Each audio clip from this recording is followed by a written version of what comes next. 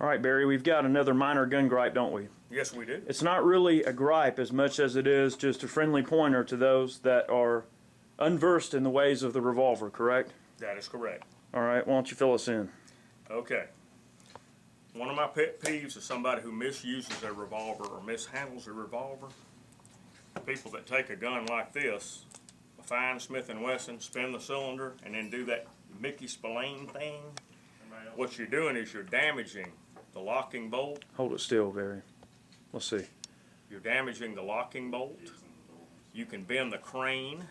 You can do all kind of damage to a revolver by doing it that way. Not a good idea. Now, this is a 500 Magnum. If you'll notice, it's amazing. The locking bolt in this gun is no bigger than in this gun. So if you've got a massive cylinder like this spinning, and you slam it shut, it hits this bolt and stops, and it can break this bolt off. This is one gun you certainly do not want to cowboy. When you handle a revolver, you hold it this way to load it, and then when you close the cylinder, you close it and you index it to be sure it's properly indexed. Then you're ready. You don't have to cowboy this gun. This gun is a Smith & Wesson 38. You will notice that the locking bolt in this gun is not much smaller than in this 500. Now, this being a lightweight cylinder, if you cowboy this gun, it'll take it more than a big gun like this will. But proper revolver etiquette is you handle a revolver like a professional. When you close the cylinder of a revolver, you push against the crane itself, not the cylinder, and then you index it to be sure it's indexed properly. Okay. On a used revolver, you want to check several things. You want to check to be sure that the ejector rod is not bent. So you spin it and check for any wobble in this rod here. Sometimes this rod will come partially unscrewed and they can't open the cylinder, so what they do, they push this and they hit the cylinder and that bangs it open and that bends the ejector rod. Whenever you see one that's bent like that, that's what they've done to it.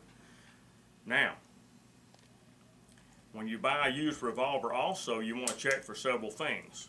You want to cock it slowly and be sure that it indexes properly on every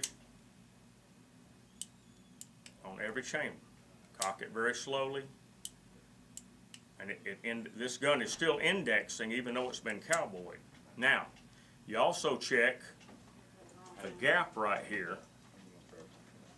You push the cylinder out and you see if this gap is opened. If this is, they've been cowboying it. This one is not too bad.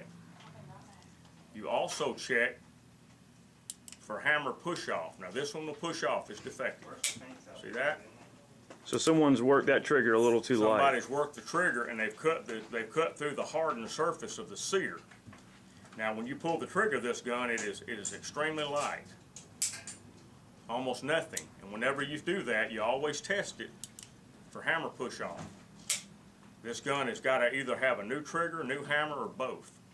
Or you can cut the spur off and make a double action only out of it. Now that way you don't have the single action provision anymore. That's the old school fix. That's the old school fix.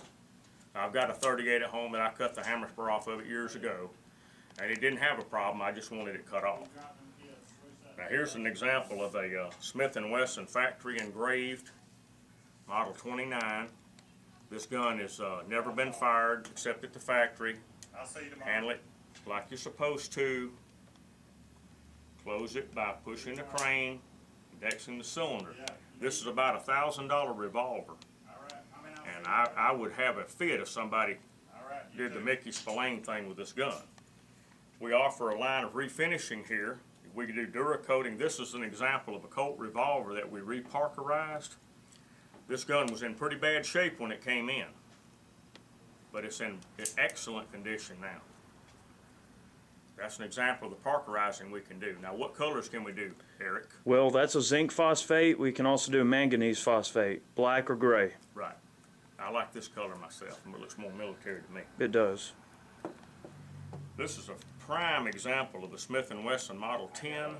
that was made probably before 82 because it has a pin in the barrel. They quit pinning them in 82. You don't find any Smiths with a pin in it after 1982. This gun is virtually unfired. This is a beautiful gun. But there again, you always test your revolvers for push off, so on and so forth. This gun is tight as it can be, and it's a wonderful, beautiful Smith & Wesson. Now, one of our subscribers was asking about the Q target, the FBI target. This is named after Quantico, where they have the FBI training headquarters. That's why it's called an FBI target, Quantico.